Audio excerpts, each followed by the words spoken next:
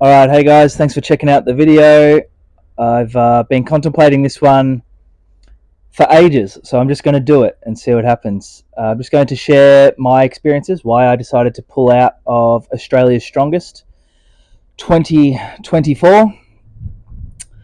For a bit of context for people that maybe don't know the sport or that are new to the sport and don't know my background, this is the first year that I've missed this level of competition, aside from the 2020 year that got cancelled. So pretty big call for me. Being number one in Australia is what I'm aiming for, and the winner of this competition gets to call themselves Australia's Strongest Under 80.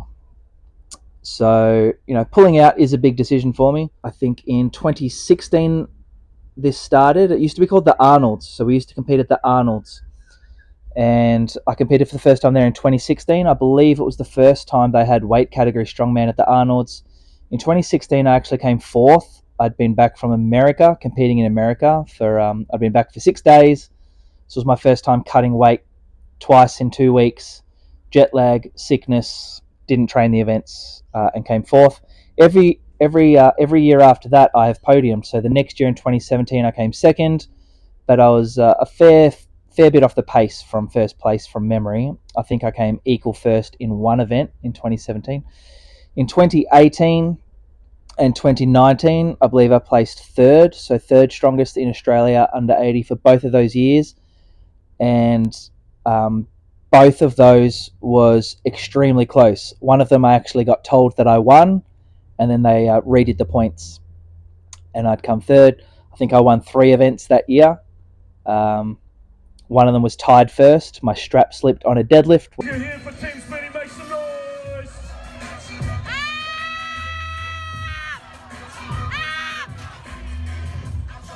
When I was going for first place, I tied for first. 2019 was the power stairs year, so I won 2 events, tied for first on one event, second on stones, and 14th on power stairs or something like that. So 2020 was cancelled, and I was actually on crutches about a week out for the competition. I don't think I ever really told anyone that or went through that story.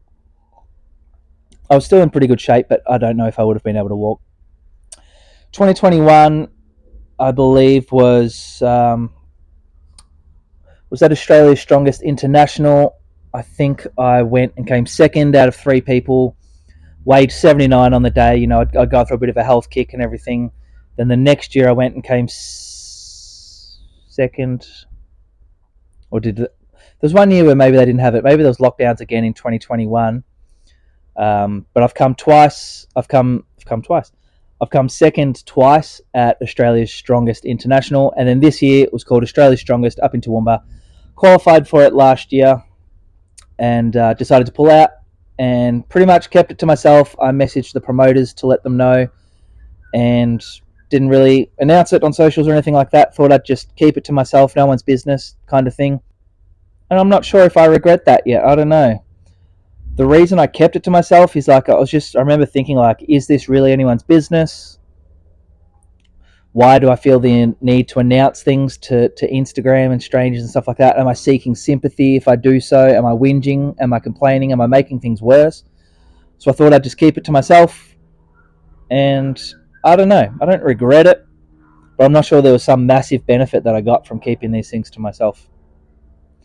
Anyway, 4 minutes in, let's start the video. The reason I pulled out is because I didn't believe I could win, because I'm not at my best. So that's part 1. There's 2 parts. Part 1, I didn't believe I could win, and I wasn't at my best, or near my best. A big part of it is a shoulder injury, kind of rotator cuff, just hurts in here, can't lift overhead, can't split jerk.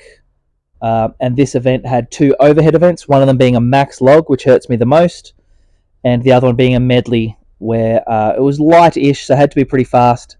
And training the events that were in that medley, one of them was a log, so that hurt, and one of them was an anchor yoke, it's called. I won't go into it, but that hurt the most. I think that's how I hurt myself. So I could do the weights, I could do it pretty fast. I pretty much thought I'm going up there fighting for second, and maybe I get third, because there's some strong guys doing it. Potentially maybe fourth, because I'm not at my best, and there's some strong guys that are at their best. And I just thought, well, I have to get time off work. I have to prep for this comp that has 8 events, and it's hurting. Probably not going to win. I have to travel to Toowoomba for it, so it just didn't excite me. The thought of going up there and not being at my best and not winning, and that brings up conversations of what am I doing the sport for? What are other people doing the sport for? Because sometimes going up and aiming for podium would be super exciting for someone. Sometimes traveling interstate for a competition and just training for a competition, cutting weight, they can all be experiences for someone. And I've done those things 50 times. I've podiumed at these top level events numerous times, as I just went through. I've traveled, I've cut weight, I've won comps, I've lost comps. There was nothing about this that was like, I better just go along for the experience. If it was in Melbourne and easier to get to, I probably would have done the comp. So travel was a big part, and taking time off work and deloading for a comp where I wasn't at my best. That's that side of things. Just wasn't at my best and didn't think I could win. And I'm not at the stage now where I want to do comps if I don't think I can win. Or if I'm not going to get something out of it. If I'd been near my best and maybe I was going to get a record or a PB, or at least just show off being strong. It's not that I wrestled this with myself. It wasn't that I was scared of losing or worried about losing. It was just, what's the point? I've had the experience of coming second before. I haven't had the experience of coming first. That's the experience that I want. That feels pleasurable to me. That feels like something I'd chase. Anyway, so that's kind of the mental side of things. That's me thinking my way through and things like that. Then there was a really big part that I wanted. This is the main part that I wanted to share. I don't know how to word it. I've just started this video and I'll just make it up as I go. Ready? I remember saying to someone, it was either Tom under 80 or Bailey, maybe both. After a few sessions training for this comp, I just remember saying, it feels like the universe is just telling me not to do this. I kept coming up against roadblocks.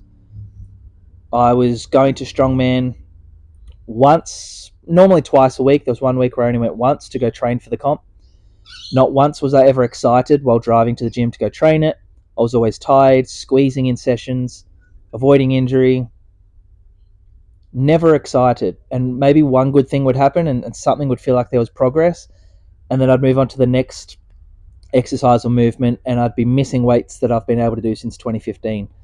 And the weight cut that I did for the photo shoot last year, which I really enjoyed, it really did change my body type. I did lose the belly, my arms and upper back lost a bit of size. So training these heavy weights actually felt horrible. It didn't just feel heavy, it felt horrible. It felt not fun, and I wasn't enjoying my sessions. I wasn't looking forward to going there.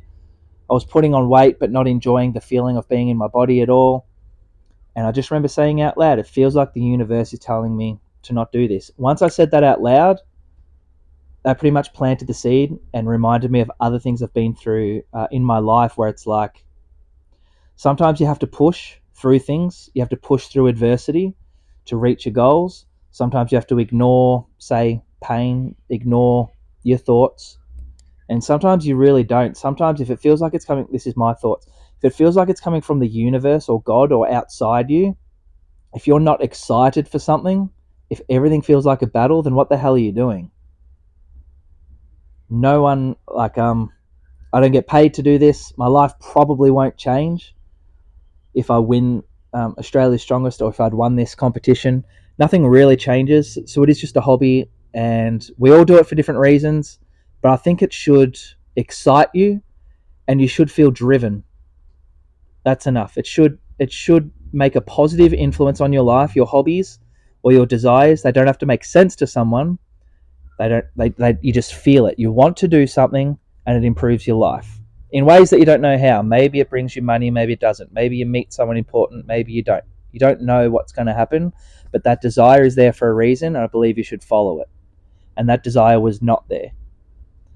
So I had to sit with myself for a night, and then I just decided, it actually ended up being a pretty easy decision. It was kind of like, I'm being told not to do this competition, and I'm going to trust it this time, because in the past, in my life, not with competitions, but with things in my life, I've ignored what feels like messages from outside, and it never works out well. So they're my two reasons. One of them was very mental. I just didn't think I could win.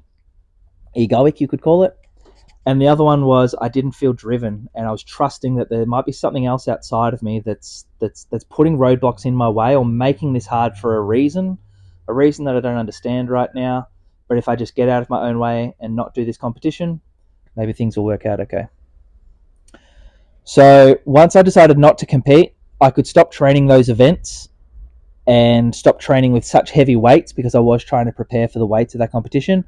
And immediately training got better within 2 weeks. And actually, by the time the competition came around, I was at a position where I was hitting really decent weights. Not back to my absolute best, but feeling pretty good.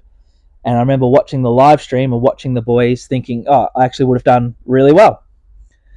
But the reason I would have done really well is because I decided not to compete, which took the pressure off and changed something in the universe, changed something within me so that I could get back to my best. So it's been on my mind to share this. I'm not even sure if that made any sense, but it's been on my mind to share it. So share I will.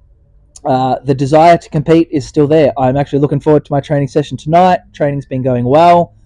I have a few competitions locked in, and I might not win any of them, and that hasn't made me lose any excitement.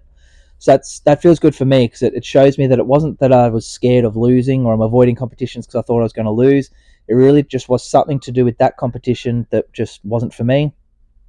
Also, I forgot to mention that I had signed up for a competition in January, which I signed up for and pulled out. And there was a competition in Feb that I really wanted to do, but I didn't even sign up for. So it was kind of like, it's been since last October, so 6 or 7 months it's been since I've competed. And I was wondering, is the desire going to come back? Are my best days behind me and I'm not going to compete anymore? So as of right now, I'm still really enjoying Strongman. So I'll see where it takes me. I believe we should all follow our desires and also be ready to quit things that aren't serving us any longer. So I thought I'd share that. Maybe you can get something from it. Maybe you can't. Kind of doesn't matter to me. The point is I shared my thoughts. Deadlift night tonight. All right. Thanks for listening.